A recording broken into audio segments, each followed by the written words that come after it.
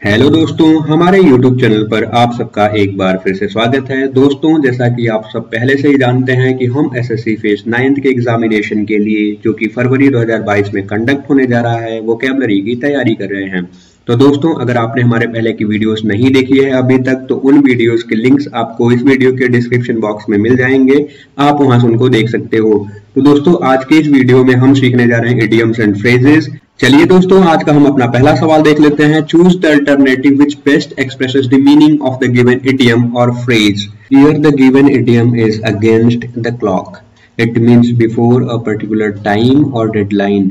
अगर आपने कोई भी चीज या कोई भी काम अगेंस्ट द क्लॉक किया है, तो इसका मतलब आपने क्या किया है, उस काम को आपने जो पर्टिकुलर टाइम आपको दिया गया था या जो डेडलाइन दी गई थी उससे पहले कर दिया है। ठीक है, if you have done something, you have done a task before a particular time or the given deadline, it means you have done that task against the clock। ठीक है, तो against the clock का मतलब यही होगा कि आप किसी भी टास्क को, किसी भी चीज को गिवन जो डेडलाइन है उससे पहले आपने कर लिया है। ठीक है, तो अगर आपने कोई भी चीज, अपना कोई भी टास्क जो गिवन डेडलाइन है, जो पर्टिकुलर टाइम है, उससे पहले कर लिया है, तो आपने क्या किया है, you have done that task against the clock.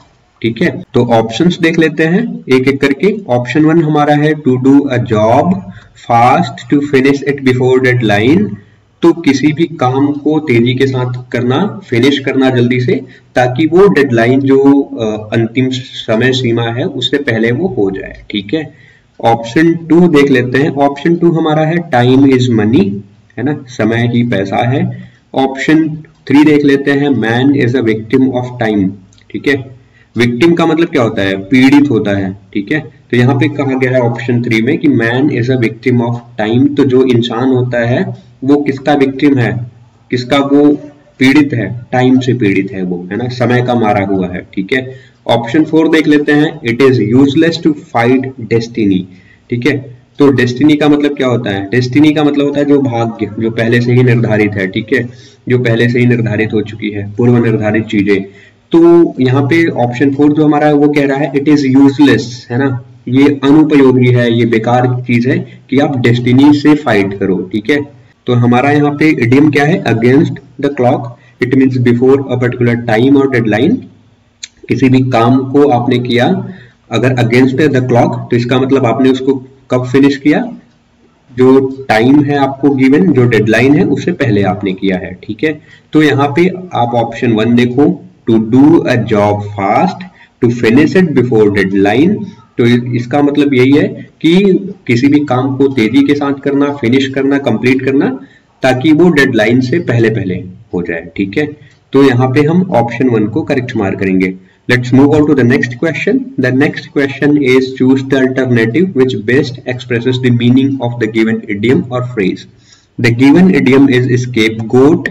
ठीक है, scapegoat का मतलब होता है a person who is punished for things that are not him or her fault.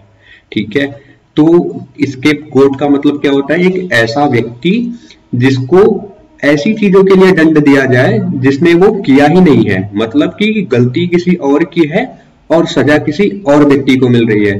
तो ऐसे व्यक्ति को, जो व्यक्ति गलती नहीं किया है और उसको सजा मिल गई है दूसरे की गलतियों के लिए, तो उसको हम क्या कहते हैं, स्केपगोट कहते हैं। स्केपगोट का मतलब क्या होता है, बलि का बकरा। ठीक है, ऑप्शंस देख लेते हैं।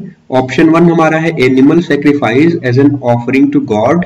ठीक है, गॉड को एक ऑफर करना, मतलब उपहार के रूप में, भेंट स्वरूप जो है एनिमल को सैक्रिफाइस कर देना। ठीक है, ऑप्शन 1 हमारा कह रहा है। ऑप्शन 2 हमारा कह रहा है द मोस्ट यूजफुल एनिमल और पर्सन। ठीक है, तो मोस्ट यूजफुल, जो काफी उपयोगी जानवर और व्यक्ति हो, तो उनको हम क्या कहते हैं, शायद स्केपगोट कहते हैं। ये हमारा ऑप्शन 2 कह रहा है। ठीक है, ऑप्शन 3 क्या कह रहा है, अ lucky person who is forgiven for his crimes. एक सौभाग्यशाली व्यक्ति जो, जिसको क्या किया गया है, who is forgiven for his crimes, उसको अपनी क्राइम्स के लिए क्या किया गया है, अपराध के लिए उसको क्षमा कर दिया गया है। ठीक है, ऑप्शन 4 हमारा है अ person who is blamed for the mistakes of others. ठीक है, तो यहाँ पे जो हमारा स्केपगोट है, इडियम है, उसका मतलब यही है हिंदी में कि बलि का बकरा, और ऐसे व्यक्ति को हम स्केपगोट कहते हैं जो व्यक्ति दूसरे की गलतियों के लिए पनिश किया जाता है, मतलब वो ऐसी चीजों के लिए पनिश किया जाता है, पनिशमेंट उसको दी जाती है जो कि उसकी गलती है ही नहीं, ठीक है। तो यहाँ पे ऑप्शन 4 देखो, a person who is blamed और punished for the mistakes of others. तो जो दूसरी की गलतियों के लिए ब्लेम जिसको किया जाए, जिसको दूसरी की गलतियों के लिए पनिशमेंट मिले, उसको हम क्या कहते हैं? स्केप गोट कहते हैं, ठीक है। तो हम यहाँ पे ऑप्शन 4 को करेक्ट मार्क करेंगे। Let's look at the next question. The next question is choose the alternative which best expresses the meaning of the given idiom or phrase. The given idiom is to cut one short. ठीक है, हमारा given idiom यहाँ पे है to cut one short. It means to end something earlier than expected. ठीक है, तो यहाँ पे ऑप्शंस देख लेते हैं अपने. ऑप्शन 1 हमारा है to love one, किसी को प्यार करना. ऑप्शन 2 हमारा है to insult one, यानी किसी की बेइज्जती करना, किसी की इंसल्ट करना. ऑप्शन 3 हमारा है टू क्रिटिसाइज समवन, यानी किसी को क्रिटिसाइज करना, ठीक है. ऑप्शन 4 हमारा है टू इंटरप्ट वन, ठीक है. तो यहाँ पे जो हमारा है इंटरप्ट वन, तो यहाँ पे क्या कर देना, इंटरप्ट करने का मतलब क्या होता है? इंटरप्ट करने का मतलब होता है कि बीच में रोक देना, टोकना, ठीक है. तो हमारा यहाँ है टू कट वन शॉर्ट का मतलब to end something earlier than expected. तो यहाँ पे क्या है? स्पीच है, कोई आप डिलीवर कर रहे हो, इफ समवन इंटरप्ट्स, ठीक है. तो वहां पे हम क्या कहेंगे कि the person has cut one short your speech, ठीक है. It means the person has interrupted you. तो हम यहाँ पे जो हमारा टू कट वन शॉर्ट है, तो उसका जो हम मार्क करेंगे ऑप्शन 4, वही हमारा करेक्ट होगा, ठीक है. Because it has the similar meaning as the given idiom to cut one short has. Let's move on to the next question. The next question is choose the alternative which best expresses the meaning of the given idiom or phrase. Here the given idiom is new kid on the block. ठीक है, तो हमारा यहाँ पे जो given idiom है वो क्या है? new kid on the block. यहाँ पे इसका मीनिंग है a newcomer to a particular place or sphere of activity.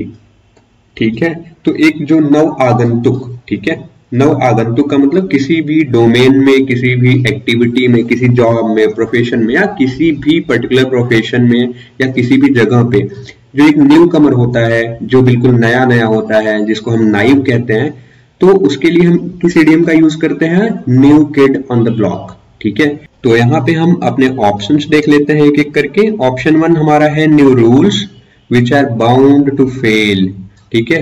नए जो कानून है, नए जो नियम है, जो रूल्स है हमारे, and that are bound to fail, जो कि क्या है? उनको फेल होना ही होना है, ठीक है.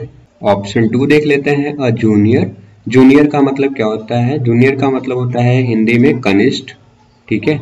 कनिष्ठ, कनिष्ठ जो है वो विलोम शब्द है किसका? वरिष्ठ का. तो कनिष्ठ का मतलब होता है कि जो एज में, जो एक्सपीरियंस में, या जो हायरार्की में छोटा हो, ठीक है. तो उसको हम कहते हैं जूनियर. ऑप्शन 3 देख लेते हैं अ न्यू ट्रेंड. ट्रेंड का मतलब क्या होता है? प्रचलन, ठीक है. अ न्यू ट्रेंड, तो न्यू ट्रेंड का मतलब क्या होगा? एक नया प्रचलन, ठीक है. एक नया प्रचलन या चलन, ठीक है. प्रचलन, तो जो चीजें प्रचलित होती हैं, जिनको ज्यादा लोग फॉलो करते हैं और उनको एक्सपीरियंस करते हैं, फॉलो करते हैं, और एक्सेप्टेंस रहती है उस चीज के लिए, तो उसको हम कहते हैं ट्रेंड, ठीक है. तो ट्रेंड का मतलब होता है प्रचलन. ऑप्शन 4 देख लेते हैं अ न्यू कमर, जो कि नव आगंतुक हो, बिल्कुल नया नया आया हो, ठीक है. किसी भी एक्टिविटी में या किसी भी जगह पे, किसी पर्टिकुलर डोमेन में, प्रोफेशन में, तो उसको हम कहते हैं अ न्यू कमर, जो एक नया हो, बिल्कुल नौसिखिया. तो यहाँ पे हमारा जो इडियम है, इडियम क्या है? New kid on the block. इसका मतलब होता है कि a newcomer to a particular place और स्फीयर ऑफ एक्टिविटी. एक जो नौसिखिया है, जो नया व्यक्ति है, किसी भी पर्टिकुलर डोमेन में, पर्टिकुलर फील्ड में जो आया हो, अभी अभी प्रवेश किया हो, तो उसको हम कहते हैं new kid on the block. तो यहाँ पे अगर आप ऑप्शन 4 देखो, तो ऑप्शन 4 हमारा है न्यू कमर, ठीक है. तो न्यू कमर ही मतलब होता है new kid on the block, जो हमारा इडियम है उसका. तो हम यहाँ पे ऑप्शन 4 को ही करेक्ट मार्क करेंगे. तो आगे चलते हैं, अगला क्वेश्चन देख लेते हैं आज का. Choose the alternative which best expresses the meaning of the given idiom और फ्रेज. ठीक है। तो हमारा यहाँ पे गिवन इडियम क्या है, डाउन इन द डंप्स, ठीक है। तो हमारा यहाँ पे गिवन इडियम है डाउन इन द डंप्स, इसका मतलब होता है अनहैप्पी, दुखी, सैड, उदास, ठीक है। तो अनहैप्पी, दुखी या सैड यानी उदास, ठीक है। तो डाउन इन द डंप्स का मतलब होता है अनहैप्पी और सैड। अगर कोई डाउन इन द डंप्स है तो वो कैसा है, दुखी है, अनहैप्पी है, सैड है। ऑप्शंस देख लेते हैं अपने एक एक करके। ऑप्शन 1 हमारा है एक्यूजिंग अदर्स ऑफ स्टीलिंग, किसी दूसरे को चोरी का आरोप लगाना, है ना, दूसरे को ब्लेम करना, एक्यूज करना, आरोप लगाना दूसरों को, किसका, चोरी का, स्टीलिंग का, ठीक है। ऑप्शन 2 हमारा है सर्चिंग एवरीवेयर, हर जगह खोजना, चारों तरफ खोजना, ठीक है। ऑप्शन 3 हमारा है सैड एंड डिप्रेस्ड, ठीक है, तो जो बिल्कुल उदास हो, दुखी हो। यहाँ पे ऑप्शन 4 हमारा है वेरी एंग्री एट हिमसेल्फ, ठीक है, खुद पर बहुत ज्यादा क्रोधित होना। तो यहाँ पे जो हमारा इडियम है डाउन इन द डंप्स, उसका मतलब होता है अनहैप्पी और सैड, दुखी या उदास, ठीक है। तो यहाँ पे ऑप्शन 3 आप देखो, which is also sad and depressed, so we would mark option 3 as the correct one because it seems to be the appropriate explanation or the meaning of the given idiom that we have in the 5th question. Let's move on to the 6th question. Choose the alternative which best expresses the meaning of the given idiom or phrase. Here the given idiom is on the same page, right? हमारा यहाँ पे given idiom क्या है, on the same page. It means agreeing about something, ठीक है, किसी बात पर या किसी भी चीज पर सहमति होना, ठीक है। तो एग्रीमेंट में होना चीजें, तो यहाँ पे क्या होगा, ऑन द सेम पेज पर होने का मतलब क्या होता है, सहमत होना, ठीक है, सहमत होना, एग्रीइंग अबाउट समथिंग, सहमत होना। अगर मान लो यहाँ पे ए है और बी है, if they say that we both are on the same page, अगर दोनों सेम पेज पर हैं तो इसका मतलब क्या है, किसी भी पर्टिकुलर इशू पर, पर्टिकुलर पॉइंट पर वो दोनों एक दूसरे से एग्री करते हैं, सहमत होते हैं, ठीक है। ऑप्शंस देख लेते हैं। ऑप्शन 1 हमारा है present for the meeting, meeting के लिए, ठीक है, सभा के लिए, मीटिंग के लिए उपस्थित रहना। ऑप्शन 2 हमारा है रजिस्टर्ड फॉर द वर्क, काम के लिए पंजीकृत होना, ठीक है, रजिस्टर करने का मतलब होता है पंजीकरण करना, तो रजिस्टर्ड होने का मतलब है कि पंजीकृत होना फॉर द वर्क, काम के लिए। ऑप्शन 3 देख लेते हैं विलिंग टू पे फॉर द सेम फीस, ठीक है, तो यहाँ पे क्या है, जो विलिंगनेस है, इच्छा, किसके लिए, टू पे द सेम फीस। ऑप्शन 4 देख लेते हैं things in a similar way, मतलब कि समान रूप से, सिमिलर वे में सोचना, ठीक है, तो एक जैसा सोचना, सिमिलर वे में सोचना। तो यहाँ पे जो हमारा इडियम है ऑन द सेम पेज, इसका मतलब होगा कि एग्रीइंग अबाउट समथिंग, किसी चीज पर सहमत होना, एकमत होना, ठीक है। ऑप्शन 4 देखो आप, things in a similar way, अगर आप सिमिलर वे में एक समान रूप से अगर दो लोग सोच रहे हैं तो इसका मतलब क्या है, both of them agree to the point, है ना, किसी भी चीज पे, तो we can say both are on the same page, ठीक है। तो यहाँ पे हम ऑप्शन 4 को ही करेक्ट मार्क करेंगे because it seems to be the appropriate meaning of the given idiom that is on the same page. Let's move on to the next question. Choose the alternative which best expresses the meaning of the given idiom और phrase. Here the given idiom is in the air. It means probably going to happen soon. If something is in the air, it means it is going to happen very soon in near future. तो अगर कोई चीज इन the air है, इसका मतलब है कि संभवतः वह बहुत ही जल्द हो जाए, ठीक है। तो यहाँ पे ऑप्शंस देख लेते हैं, ठीक है। तो यहाँ पे हमारा जो ऑप्शन 1 है अनडिसाइडेड, जो कि सुनिश्चित ना किया गया हो, है ना, असुनिश्चित, ठीक है, और जिस पर निर्णय न लिया गया हो, तो असुनिश्चित, ठीक है, जो बिल्कुल अनसर्टेन हो, there is no certainty, there is no decision that has been taken on the particular point और द पर्टिकुलर इशू, तो उसको हम कहते हैं अनडिसाइडेड है वो, ठीक है, अभी उस पर डिसीजन नहीं लिया गया है। ऑप्शन 2 हमारा है सर्टेन, सर्टेन का मतलब होता है सुनिश्चित, ठीक है, सुनिश्चित। If something is certain it means there is surety, ठीक है, वहां पे श्योरिटी है, निश्चितता है, तो सर्टेन का मतलब होता है सुनिश्चित। ऑप्शन 3 हमारा है अंडर कंसिडरेशन, ठीक है, तो कंसिडरेशन का मतलब कि विचार में है वो, है ना, विचारणीय है। अगर कोई चीज अंडर कंसिडरेशन है तो कंसिडर करने का मतलब क्या होता है, विचार करना, डेलिबरेट करना, सोचना उस पे। तो अगर कोई चीज अंडर कंसिडरेशन है इट मीन्स कि वहां पे क्या है, वो प्रोसेस में है, अभी उस पे विचार किया जा रहा है, विचारणीय है वो, ठीक है, विचाराधीन कह लो आप, विचाराधीन है या विचारणीय है, ठीक है। तो यहाँ पे जो हमारा फोर्थ ऑप्शन है वो है फॉर अप्रूवल। तो यहाँ पे जो हमारा इडियम है in the air, it means probably going to happen soon, it means that the thing is under consideration and it may take place at any time in near future. तो in the air अगर कोई चीज है तो वो under consideration है and that thing, that event may happen very soon in the near future. तो यहाँ पे अगर कोई चीज इन द एयर है तो उसका मतलब वो क्या है, विचाराधीन है, यानी वो अंडर कंसिडरेशन है और वो चीज जल्द ही मटेरियलाइज हो जाएगी, जल्द ही वो जो है the thing is going to happen very soon, तो उसको हम कहते हैं कि इन द एयर है वो, ठीक है। तो यहाँ पे जो हमारा इडियम है उसका मतलब होता है यही कि probably going to happen soon. यहाँ पे ऑप्शन 3 आप देखो under consideration, it also has almost similar expression और the meaning that our idiom in the air has, so we would mark option 3 as the correct option. Let's move on to the next question. The next question is choose the alternative which best expresses the meaning of the given idiom or phrase. Here the given idiom is in a nutshell. It means very briefly, giving only the main points. ठीक है, nutshell का मतलब क्या होता है, संक्षिप्त, ठीक है, संक्षिप्त, ठीक है, बिल्कुल संक्षिप्त। तो यहाँ पे हम देख लेते हैं अपने ऑप्शंस एक एक करके। ऑप्शन 1 हमारा है एज ऑब्जेक्टिवली एज पॉसिबल, ठीक है, तो ऑब्जेक्टिवली का मतलब क्या होगा, वस्तु निष्ठता के साथ, ठीक है, वस्तु निष्ठता के साथ। Let's look at the next option which is confidentiality. Confidentiality का मतलब होता है कि गोपनीयता के साथ, ठीक है, गोपनीयता के साथ, गुप्तता के साथ, यानी गुप्त रूप से, गोपनीयता के साथ, ठीक है, सीक्रेटली, गोपनीयता के साथ, ठीक है।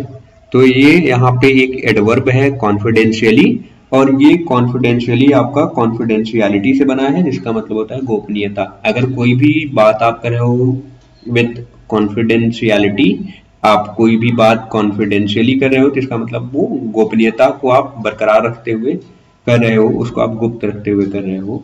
You don't let other to find out about the thing, ठीक है।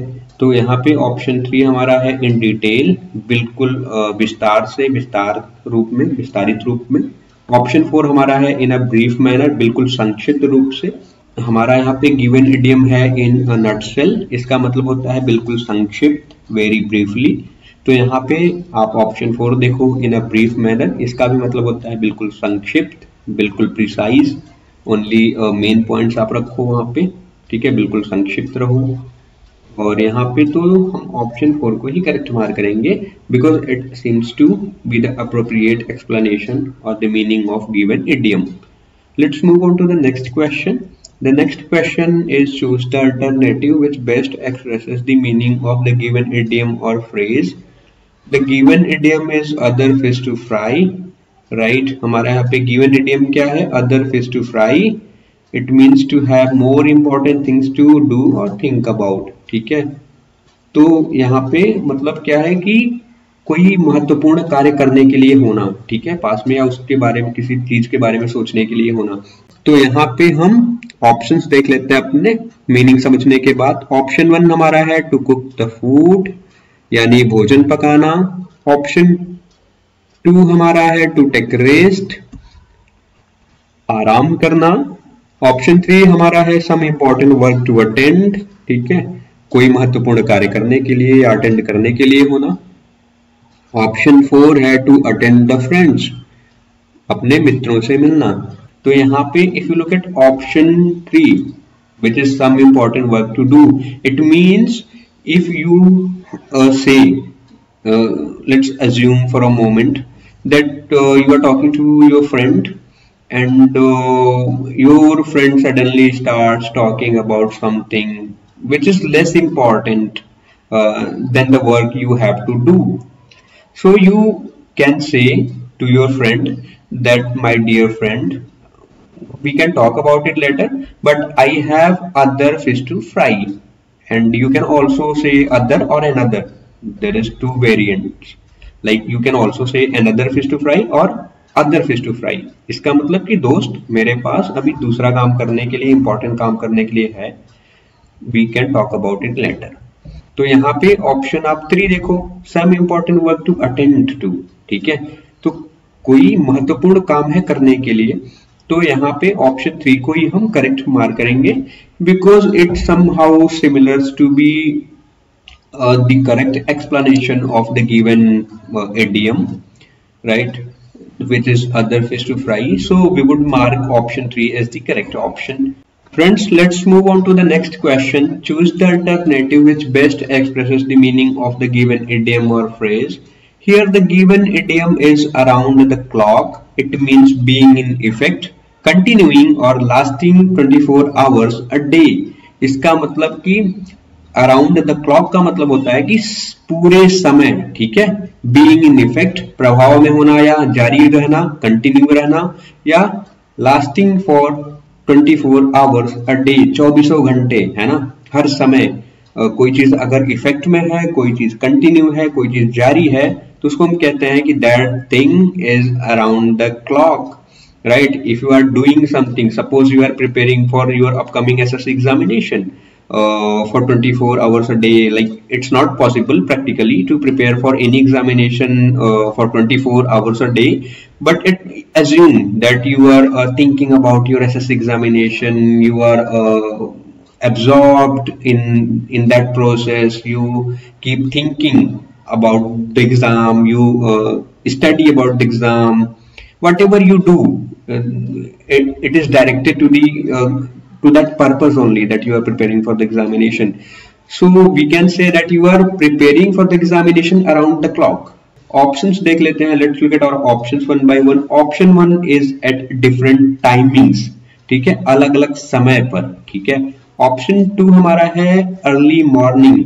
अर्ली मॉर्निंग मतलब कि बिल्कुल बिल्कुल सुबह। अर्ली मॉर्निंग का मतलब होता है प्रातः काल, बिल्कुल प्रातः काल, ठीक है। ऑप्शन 3 हमारा है डे एंड नाइट, रात और दिन, रात और दिन।